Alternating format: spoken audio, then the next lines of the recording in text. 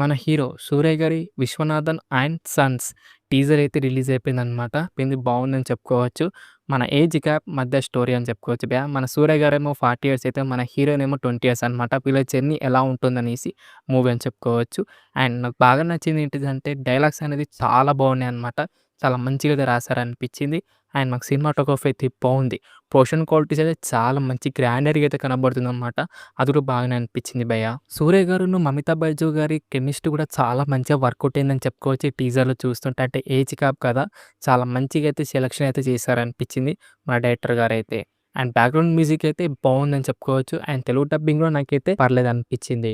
జులైలో అయితే మూవీ అయితే రిలీజ్ అయితే కాబోతుంది. మా డైరెక్టర్ వచ్చేసి 'వెంకీ అట్లూరి' గారనమాట. కొంచెం హోప్ అయితే ఉంది. ఈసారి మన 'సూర్య' గారి కమ్‌బ్యాక్ అయితే ఇచ్చేటట్టే కనపడుతున్నారనమాట. ఎందుకంటే టీజర్ అనేది బావుంది భయ్య.